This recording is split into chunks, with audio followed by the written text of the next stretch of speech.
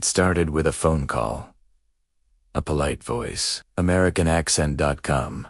Confident, trustworthy. Good afternoon. This is Daniel from the U.S. Treasury Fraud Prevention Unit. We've detected suspicious activity on your social security record. For most people, it ended. Tere, hang up. Move on. Forget. But for some, it didn't. Because Daniel knew how to make you believe. The first known victim was Janet Collins, a retired nurse living in Arizona. She got the call on a quiet Thursday morning in 2013. Daniel told her her social security number had been linked to a money laundering case in Texas.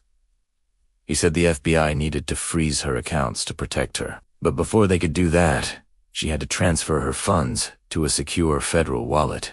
It sounded absurd, but Daniel had credentials, official documents, even a case number she could verify online. Within hours, Janet had wired $48,000, her life savings, to what she believed was a government safety account. When she tried to call Daniel back, the line was dead. She was too embarrassed to report it. So the case disappeared quietly. And that's how the scam survived its first year. Over the next decade, hundreds of people across the United States received the same call. Different voices, different names, but always the same method. Some were world, some were young, some tech-savvy, others not. What connected them wasn't geography or age, it was fear. The callers had mastered emotional timing.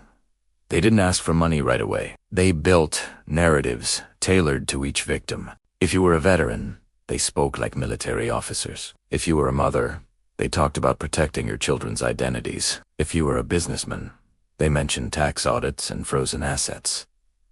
Each story was unique, each lie handcrafted, and for 10 years, no one realized it was all the same organization.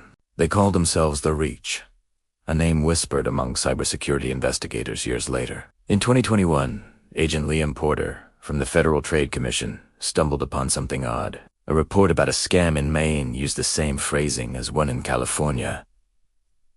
Word for word, secure federal wallet.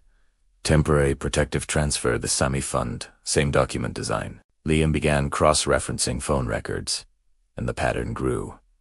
He found over 600 victims. Each wired money, 2 different accounts, in different countries. But all accounts eventually funneled to one. A shell company in Luxembourg called Harper Consulting Group. On paper, Harper was a legitimate tax ID, employees, annual filings. In reality, every worker listed was a stolen identity. The company didn't exist.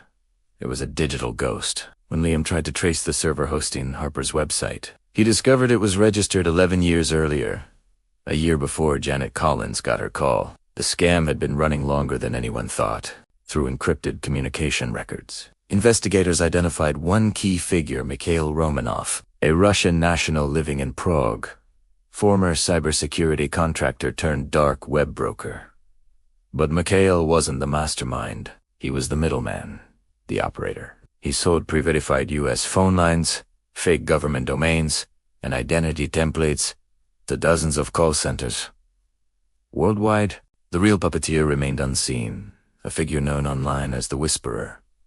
According to FBI cyber analysts, the Whisperer never touched the money directly. He created the illusion of authority, digital infrastructure that mimicked U.S. government systems so perfectly. Even banks verified the transfers as legitimate. At one point, the Reach was so embedded that genuine government emails bounced through their servers unnoticed. Des scam was in T. About stealing quickly. It was about longevity, small amounts, believable lies, quiet victims. That's how it lasted 10 years. In 2023, the system finally cracked, not from a raid or confession, but from greed. A junior member of the Reach tried to skim extra money from a transaction involving a victim in Ohio. The deviation triggered an alert on a European banking network. Interpol traced the movement and uncovered connections to Harper Consulting. Within weeks, agencies across 6 countries coordinated simultaneous seizures. They found nothing, no computers, no servers, no people. Only one handwritten note taped inside a desk drawer. We never stole. We only borrowed your trust. In the aftermath, more than $68 million was confirmed stolen. Less than 4% was ever recovered. No arrests. No faces. No closure. Janet Collins, now in her 70s, still receives calls. Different voices, newer scripts, but the same fear. She doesn't answer anymore. But sometimes, late at night, her phone lights up. The caller ID reads, U.S. Treasury Department. She turns it face down and whispers to herself, they're still out there. The FBI calls it the long con. But experts say it's something worse, a social virus, because the Reach didn't rely on technology alone. They relied on human patterns, fear, obedience, trust in authority. And as long as those exist, the scam never really ends.